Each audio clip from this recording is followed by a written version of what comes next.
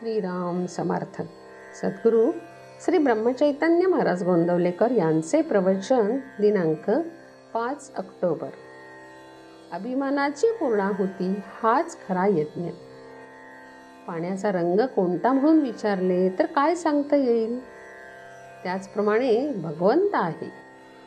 ज्याप्रमाणे पाहाल त्याप्रमाणे तो आपल्याला दिसेल. आपल्यामधल्या विकारांमुळे तो आपल्याला निराळा दिसू लागतो. खरोखर भगवंताचे खरे स्वरूप जाणणारे विरळाच. ज्याचे विकार कमी त्याला भगवंताची प्रचिती जास्त.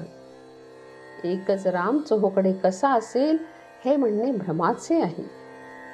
सर्व अवतार एका भगवंताचेच आहे. नारायण हा लहानपणचा अवतार आहे, कारण तो सर्वांचा आदी आहे. राम हा तरुणपणचा अवतार आणि कृष्ण हा म्हातारपणचा अवतार समजावा. भगवंताला जन्ममरण नाही, तो तर सच्चिदानंद आहे. मग त्याचा जन्म कशाला करायचा असे काही जण विचारतात. एका घरामध्ये बाहेरच्या खोलीत पोरे दंगामस्ती आणि आरडाओरडा करीत होती. आजोबा घरात आहेत हे त्यांना माहीत नव्हते.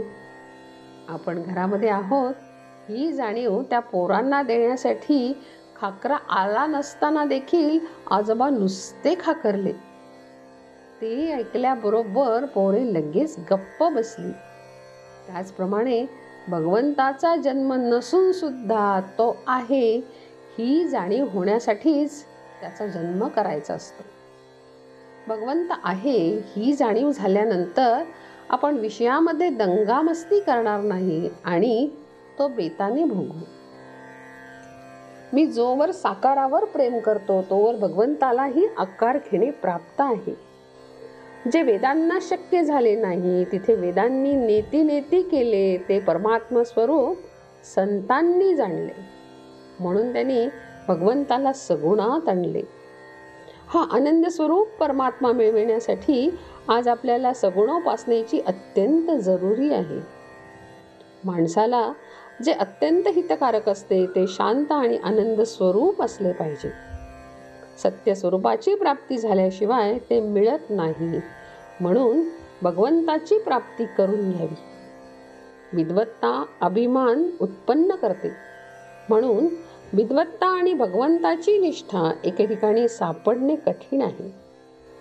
मीपणाची आणि अभिमानाची पूर्णाहुती देणे हाच खरा यज्ञ होय. निर्हेतुक कर्म करण्याने खरी सात्विकता उत्पन्न होईल आणि पुढे पूर्णाहुती दिली जाईल. अशा प्रकारे सर्वस्व अर्पण करणारे हेच खरे सार होय. ज्याने स्वतःला ओळखले त्याने भगवंताला ओळखले. विकारांच्या अधीन न होण्यामध्ये मनुष्याचे खरे मनुष्यपण आहे.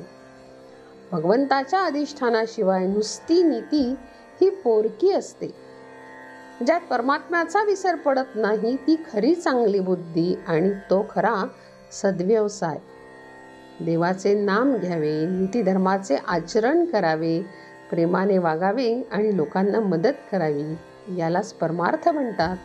आणि तो प्रत्येकाने मनापासून करावा. प्रपंचात जशी आसक्ती असते तसेच रामचरणी ठेवणे हीच रामभक्ती होय. जानकी जीवन स्मरण जय जय राम.